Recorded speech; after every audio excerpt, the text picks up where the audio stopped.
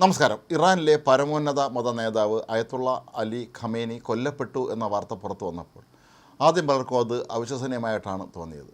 കാരണം ഈ യുദ്ധം ആരംഭിച്ച ദിവസം പുറത്തു വന്ന വാർത്തകളിലൊക്കെ തന്നെ പറഞ്ഞിരുന്നത് ഖമേനിയെ നേരത്തെ തന്നെ തലസ്ഥാനമായ ടെഹ്റാനിൽ നിന്ന് മറ്റേതോ ഒരു സുരക്ഷിത കേന്ദ്രത്തിലേക്ക് മാറ്റി എന്നുള്ളതാണ്. എന്നാൽ യഥാർത്ഥത്തിൽ സംഭവിച്ചത് ഖമേനി ടെഹ്റാനിൽ തന്നെയാണ് ഉണ്ടായിരുന്നത്. ഇത് വളരെ കൃത്യമായി മൊസാദ് കണ്ടെത്തിയിരുന്നു.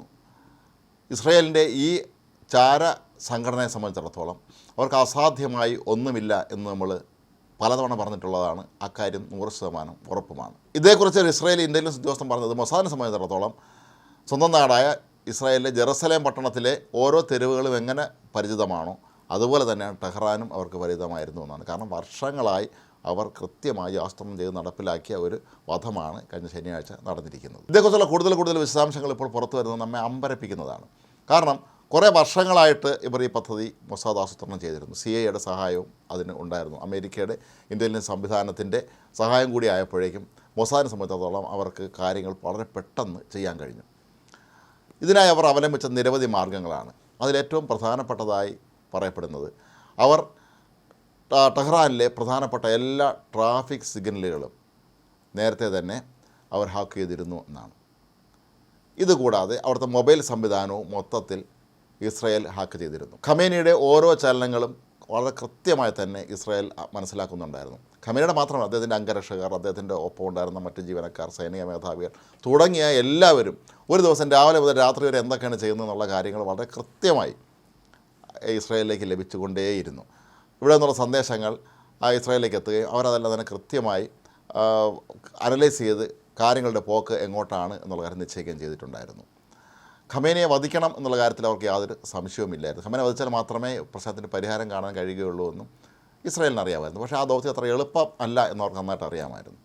ഏതായാലും ഇസ്രായേൽ സംഘം കൃത്യമായി ഖമേനി താമസിക്കുന്ന വീട് എവിടെയാണെന്നും അവിടുത്തെ സംവിധാനങ്ങൾ എന്താണെന്നും മാത്രമല്ല ഖമേനി താമസിക്കുന്ന വീട്ടിലേക്ക് എത്തുന്ന സുരക്ഷാ ഭടന്മാർ അവരുടെ വാഹനം പാർക്ക് ചെയ്യുന്ന സ്ഥലം എവിടെയാണ് എന്നുള്ളത് വരെ അവർ കണ്ടുപിടിച്ചിരുന്നു. ഖമേനി എപ്പോഴാണ് പുറത്തേക്ക് പോകുന്നത്, ആരുമൊക്കെയാണ് ബന്ധപ്പെടുന്നത് തുടങ്ങിയ കാര്യങ്ങളെല്ലാം തന്നെ അവിടുത്തെ മൊബൈൽ സംവിധാനം ഉപയോഗിച്ചും അതുപോലെ ഈ ട്രാഫിക് സിഗ്നലുകൾ ഹാക്ക് ചെയ്തുമെല്ലാം അവർ വളരെ കൃത്യമായി തന്നെ കാര്യങ്ങൾ മനസ്സിലാക്കിക്കൊണ്ടേയിരിക്കുകയായിരുന്നു. പക്ഷേ ഇറാൻ ഒരിക്കലും അക്കാര്യം മനസ്സിലായിട്ടില്ലായിരുന്നു. കുറേ വർഷങ്ങൾക്ക് മുമ്പ് ഇറാനിൽ ഒരു വലിയ വിവാദമുണ്ടായിരുന്നു. ഇറാനിലെ പല രഹസ്യ വിവരങ്ങളും പുറത്തേക്ക് പോകുന്നു എന്നറിഞ്ഞുകൊണ്ട് അത് മൊസാദിനെ പലരും കൈമാറുന്നു എന്ന് അറിഞ്ഞുകൊണ്ട് ഒരു പ്രത്യേക അന്വേഷണ സംഘം രൂപീകരിച്ചിരുന്നു.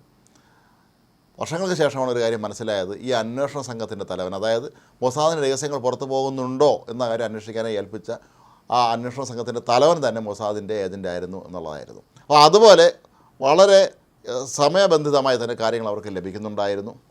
ഒപ്പം CIA വിവരങ്ങൾ നൽകാൻ ചില വ്യക്തികളെയും അവർ ചുമതലപ്പെടുത്തിയിരുന്നു. അതായത് ഖമേനിയുടെ ഓരോ ചലനങ്ങളും അവരെ അറിയിക്കണം കൃത്യസമയത്ത്, ഇയാൾ എവിടെ പോകുന്നു, ആരെ കാണുന്നു എന്നുള്ള എല്ലാ കാര്യങ്ങൾക്കും ഒരു ധാരണ ഉണ്ടാക്കിയിരുന്നു.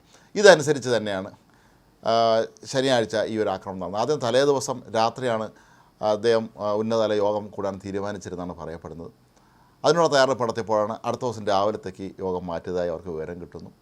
ഏതായാലും യോഗം ആരംഭിച്ചു, അല്ലെങ്കിൽ യോഗം നടക്കാൻ പോകുന്ന ഉറപ്പായ സ്ഥിതിക്ക് ഇസ്രായേലിൻ്റെയും അമേരിക്കയുടെ യുദ്ധവിമാനങ്ങൾ അവിടുന്ന് പുറപ്പെട്ടു കഴിഞ്ഞു. ഇസ്രായേലിൽ നിന്നാണ് ഇറാനിലേക്ക് വരുന്നത്.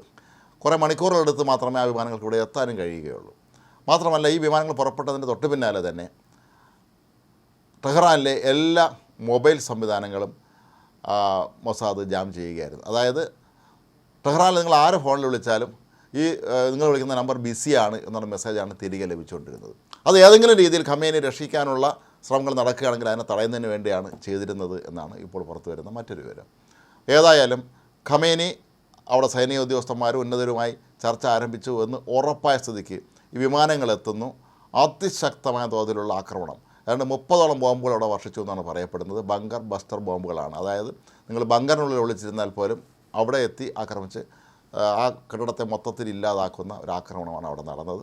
പിന്നീടാണ് ഈ അവശിഷ്ടങ്ങൾക്കിടയിൽ നിന്ന് ഖമേനിയുടെ മൃതദേഹം കിട്ടിയത്. പിന്നീട് ഖമേനി മാത്രമല്ല അയാളുടെ ഭാര്യ, മക്കൾ, മരുമക്കൾ, പേരക്കുട്ടികൾ തുടങ്ങി ഒരുപാട് പേർ കൊല്ലപ്പെട്ടതായി അവർക്ക് മനസ്സിലാക്കാൻ കഴിഞ്ഞത്. ഇറാൻ സർക്കാരിനെ സംബന്ധിച്ചിടത്തോളം ഇത് ഞെട്ടിക്കുന്നൊരു വാർത്തയായിരുന്നു. കാരണം അത്ര സുരക്ഷിതമായിട്ടാണ് അവർ ഖമേനിയെ കാത്തു സൂക്ഷിച്ചിരുന്നത്.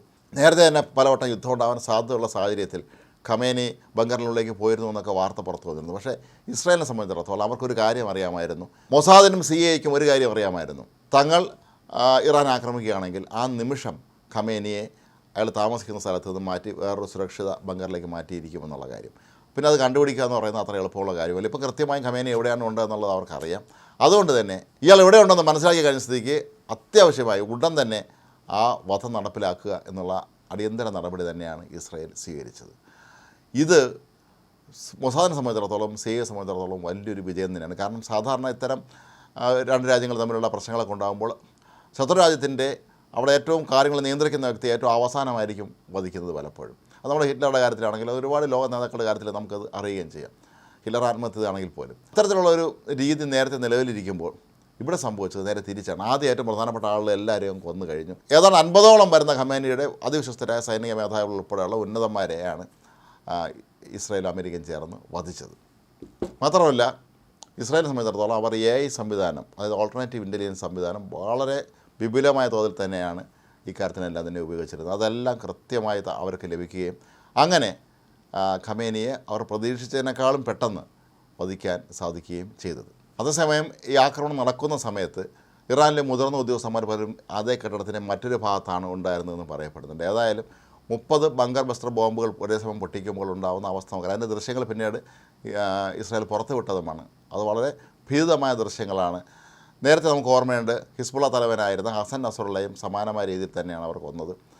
ഹസൻ നസ്രുള്ളയും സംഘങ്ങളും ലെബനനിൽ അവരുടെ ഓഫീസിൽ വളരെ പ്രധാനപ്പെട്ട ഒരു മീറ്റിംഗ് നടത്തിക്കൊണ്ടിരിക്കുന്ന സമയത്താണ് അവിടേക്ക് ബങ്കർ ബസ്റ്റർ ബോംബുകൾ ഉപയോഗിച്ച് ഹസൻ നസ്രുള്ളയെയും അയാൾക്കൊപ്പം ഉണ്ടായിരുന്ന കമാൻഡർമാരെയും എല്ലാവരെയും കൊല്ലുകയും അങ്ങനെ ഹിസ്ബുള്ളയുടെ ഏറ്റവും പ്രധാനപ്പെട്ട തലവനെ തന്നെ വധിച്ചുകൊണ്ട് ഇസ്രായേൽ അന്ന് അവിടെ മുന്നേറ്റം നടത്തിയത്.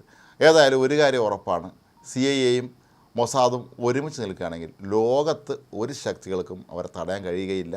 അവരൊരാളിനെ പിടിക്കണം അല്ലെങ്കിൽ വധിക്കണം എന്ന് തീരുമാനിച്ചു കഴിഞ്ഞാൽ അത് 100% നടപ്പിലാക്കിയിരിക്കും എന്നുള്ളതിൻ്റെ ഏറ്റവും വലിയ ഉദാഹരണമായി മാറുകയാണ് ഖമേനിയുടെ വധം. എത്ര കൃത്യമായി ആസൂത്രണം ചെയ്താണ് അവർ നടപ്പിലാക്കിയതെന്നുള്ള കാര്യം ലോകത്തെ എല്ലാ ഇത്തരത്തിലുള്ള രഹസ്യാന്വേഷണ ഏജൻസികളും കണ്ടുപഠിക്കേണ്ടതാണ്.